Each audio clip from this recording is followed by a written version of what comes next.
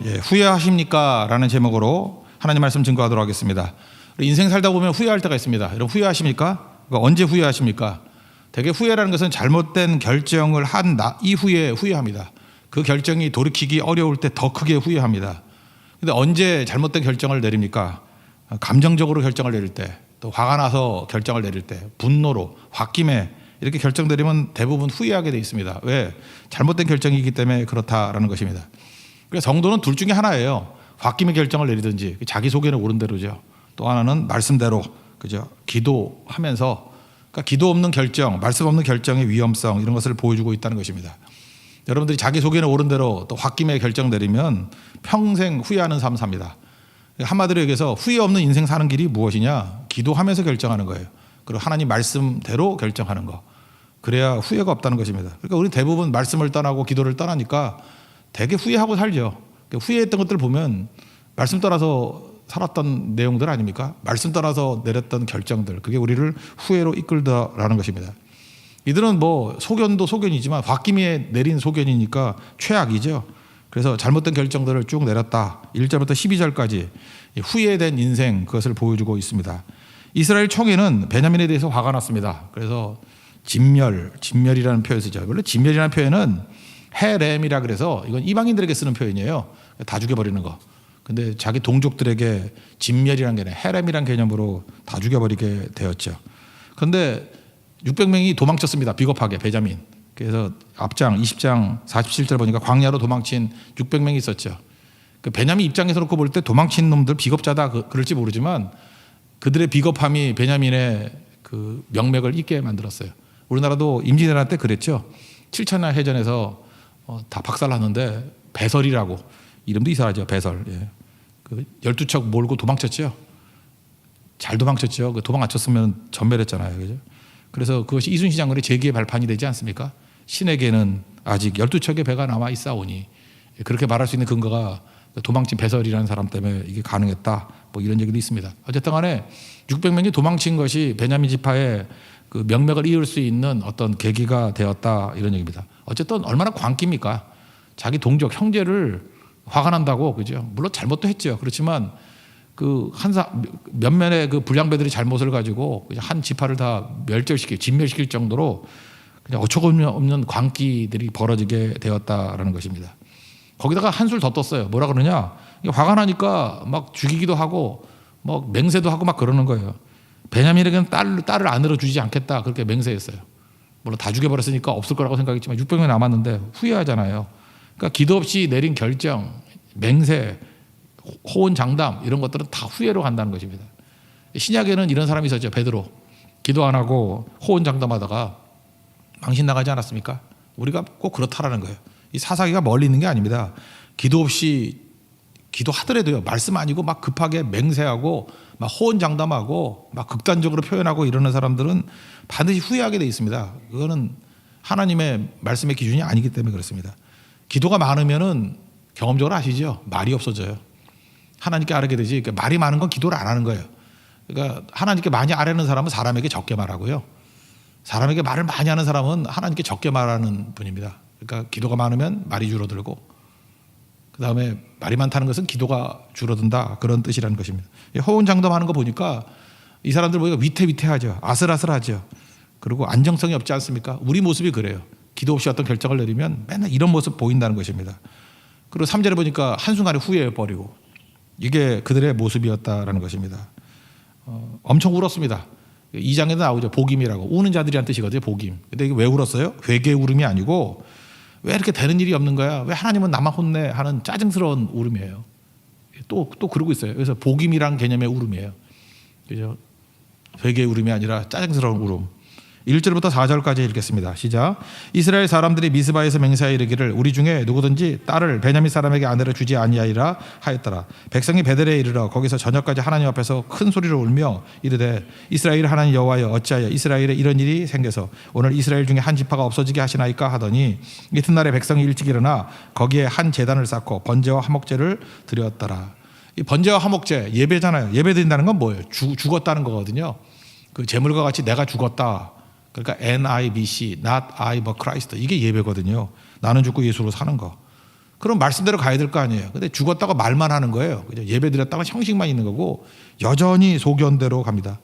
또 맹세에 또 맹세. 또 맹세가 뭐죠? 총회에 참석하지 않은 사람 다 죽여버리겠다. 뭐 이런 거죠. 안 모인 사람. 지각 좀 할 수 있지. 뭐 출석 못 할 수도 있지. 그거 다 죽여버리겠다. 또 맹세를 해요. 그러니까 맹세 때문에 어려움 생겼잖아요. 근데 그 어려움을 해결하려고 또 맹세를 한다고. 베냐민에게 그 아내, 딸들 안 주겠다고 맹세한 것들 때문에 문제가 해결이 안 되잖아요. 또 맹세를 한다니까요. 예수님이 산상수훈에서 마태복음 5장 34절에서 너희는 도무지 맹세하지 말라 이렇게 말씀이 나오죠. 왜 그래요? 이 맹세를 통해서 뭐 얻는 게 없기 때문에 그렇습니다. 그죠? 그래서 이 맹세하지 말라 그랬는데 또 맹세하잖아요. 또 맹세. 너희는 옳다 아니면 아니라 이에서 지나는 것은 악으로 나는 것이다. 그러니까 맹세를 지킴보다 맹세하는 것 때문에 해악이 더 많다라는 거예요. 맹세 누가 합니까? 자기 증명하려고 잘난 척하려고 맹세하잖아요. 또 맹세 왜 합니까? 자랑거리. 막 맹세하면 뭐 되게 믿음 좋아 보이고 뭐 그러 보이죠. 지 잘난 척하려고. 또 하나는 뭐예요? 포장하는 거죠. 하나님의 뜻으로 포장하려고 맹세. 그래 잘 보면 맹세는 하나도 좋을 게 없어요. 그래서 맹세 잘하고 호언장담하고 하는 거는 사실은 손해인데, 그죠? 우리도 좋게 안 보잖아요, 그런 거.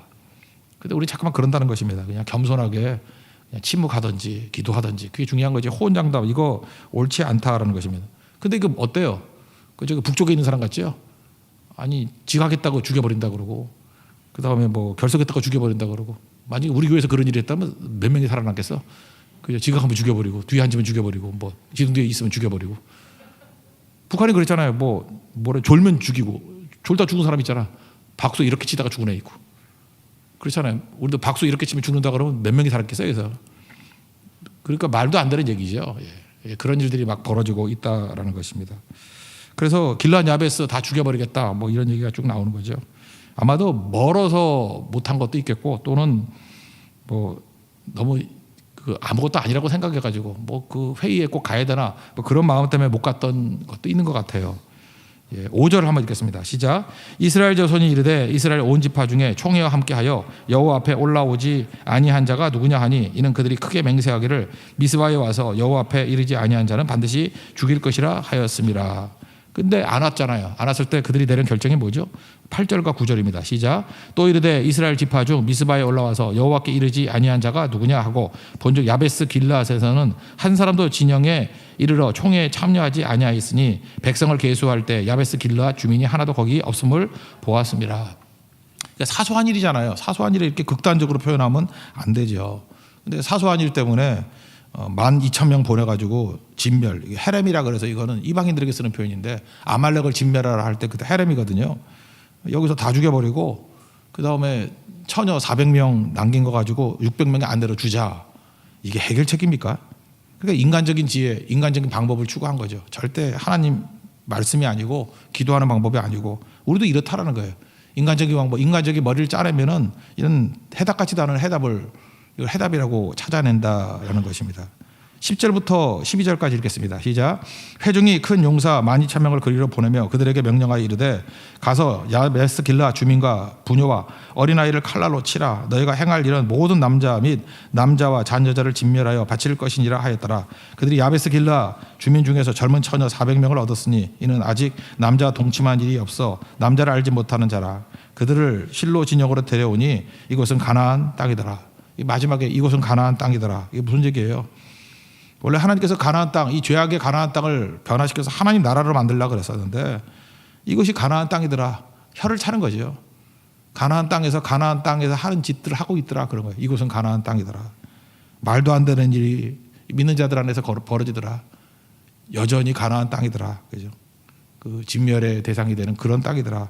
혀를 차는 얘기라는 것입니다. 결국은 소견대로, 자기 감정대로 홧김에 하면은 다 이렇게 후회할 일이 벌어지죠. 그 한마디로 해서 후회 없는 인생을 사는 비결이 무엇입니까? 말씀대로 기도하면서 결정 내릴 때 후회 없는 인생이 된다는 것입니다. 우리 성도의 삶이 후회 없는 인생이 되기를 축원합니다. 또 한 가지는 혼란이거든요. 혼란을 정리하는 비결 13절부터 25절까지인데, 뭐 옛날에 영화 있었죠. 라이언 일병 구하기. 그 4명의 아들이 다 2차 대전에 나갔는데 3명이 전사했어요. 그랬더니 뭐 대통령인가요? 불쌍하니까 그 한 놈 살아있는 애는 반드시 집으로 보내야 된다. 4명 다 전사시킬 수 없지 않냐? 그래서 많은 희생을 치르면서 그 한 명 데리고 오는 라이언 일병 건져오는 얘기 있지 않습니까? 딱 그 생각나더라고요. 600명 장가 보내기 운동 뭐 이런 거예요, 그죠?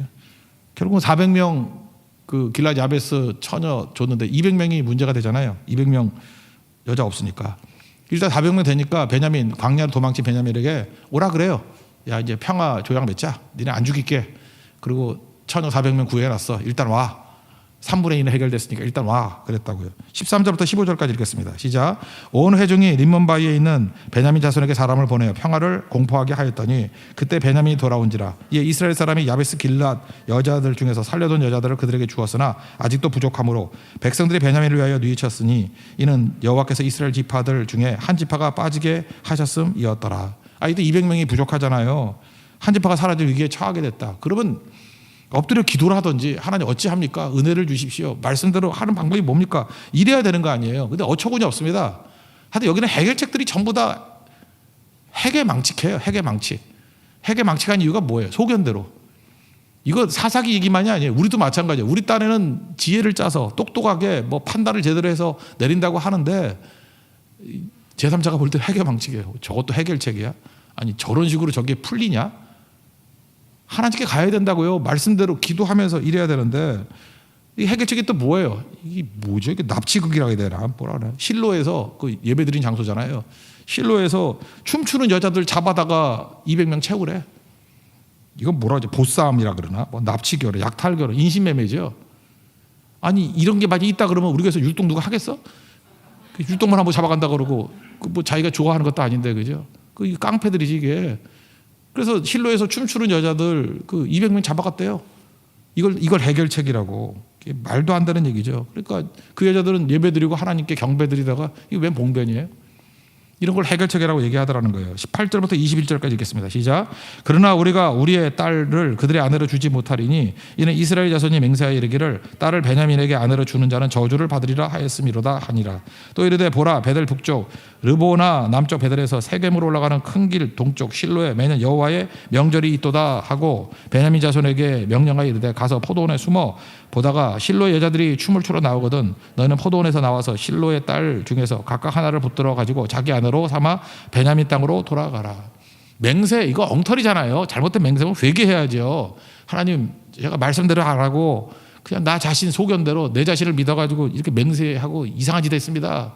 불쌍히 여겨주십시오. 주님 차분대로 해 주옵소서. 이렇게 했으면 하나님께서 이게 죽이겠어요? 살리지 은혜가 있는데. 근데 대먹지도 않은 놈들이 뭐 맹세했다고 맹세로 맹세를 때우고 맹세로 가다가 해계망측한 일들만 벌어지잖아요. 우리가 그래요. 자기 자존심 내우다가 나는 말한 거는 뭐 반드시 지켜. 뭐 이거 아니면 내 성을 가라고 뭐 이러면서 성을 이제 갈아버리고 싶어 그냥.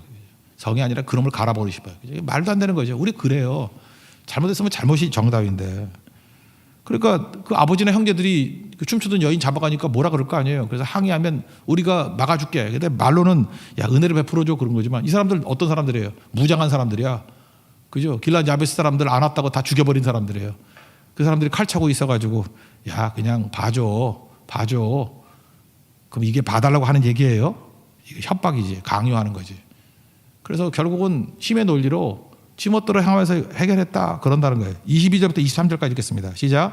만일 그의 아버지나 형제가 와서 우리에게 시비하면 우리가 그에게 말하기를 청하건대 너희는 우리에게 은혜를 베풀어 그들을 우리에게 줄지니라. 이는 우리가 전쟁할 때 각 사람을 위하여 그의 아내를 얻어주지 못하였고 너희가 자의로 그들에게 준 것이 아니니 너희에게 죄가 없을 것임이니라 하겠노라 하매 베냐민 자손이 그같이 행하여 춤추는 여자들 중에서 자기들의 숫자대로 붙들어 아내로 삼아 자기 겹에 돌아가서 성읍들을 건축하고 거기에 거주하였더라. 결국 이스라엘에 왜 혼란이 왔습니까? 왜 큰 문제를 잠깐만 비화가 됐습니까? 내가 옳다고 하는 대로 생각대로 살았기 때문에 그래요. 소견대로 살았기 때문에 그래요. 그러니까 소견대로 살면은 꼬일 대로 꼬이게 된다는 것입니다. 반대로 말씀대로 예수님이 길이잖아요. 예수님의 길대로 가면은 진리로 생명으로 이끌어 간다라는 것입니다. 그래서 여기 보니까 이루고 난 다음에도 고민도 없어요. 그냥 아무렇지도 않듯이 다시 일상으로 돌아갔다 그런 얘기입니다. 24, 25절 읽겠습니다. 시작. 그때 이스라엘 자손이 그곳에서 각기 자기의 지파 자기의 가족에게로 돌아갔으니 곧 각기 그곳에서 나와서 자기의 기업으로 돌아갔더라. 그때 이스라엘에 왕이 없으므로 사람이 각각이 자기의 속에는 옳은 대로 행하였더라. 그러니까 핵심이 뭐예요? 이들은 말씀 저버리고 말씀대로가 아니라 소견대로 살았다. 그러니까 두 가지죠. 후회하는 인생 살았고 후회. 소견대로 살면 후회합니다.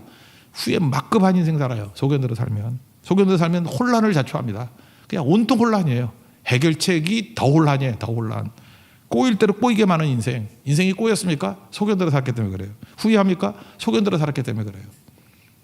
소견대로 살면 후회, 혼란 두 단어예요. 후회가 있고 혼란을 자초하는 인생이 된다.